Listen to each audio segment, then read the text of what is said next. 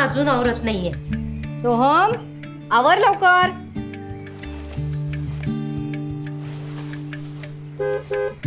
आलो आलो.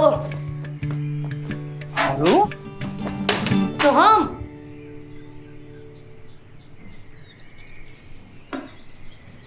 सॉरी झाडू.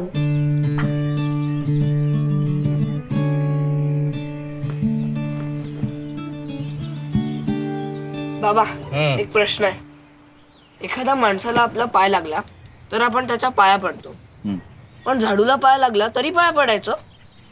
त्यात सुद्धा देव असतो का? बस. एखाद्या माणसाला आपला पाय लागला तर आपण त्याच्या पाया पडतो. त्याने काय होतं, त्या माणसाला कळतं की आपला पाय मुद्दामून नाही, चुकून लागला. पण झाडू? अरे निर्जीव वस्तूंना बोलता कुठे येतं?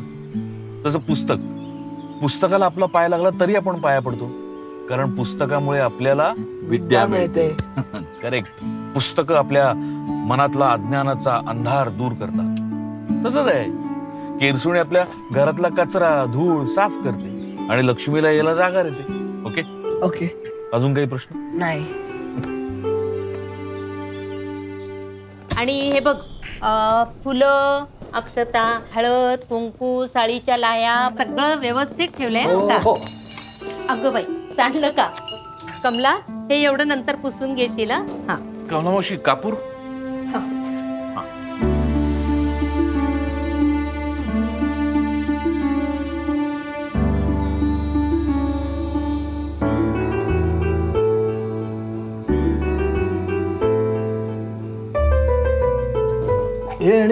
केरसुणी?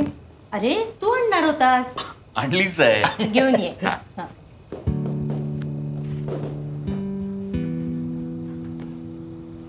तुम्ही तो प्रसाद दाखवताय ना, त्याच्याबरोबर याचा पण नैवेद्य. बाबा,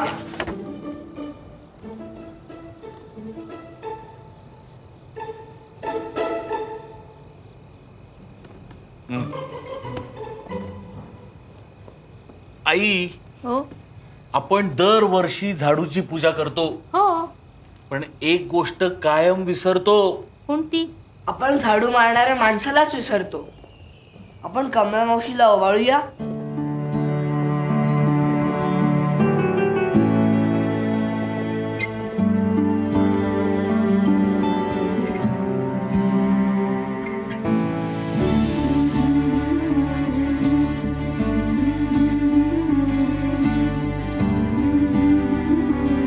त्याच नात्याकडे नव्यानं बघता आलं की प्रत्येक क्षण होतो नवा आणि जिव्हाळा होतो निरंतर.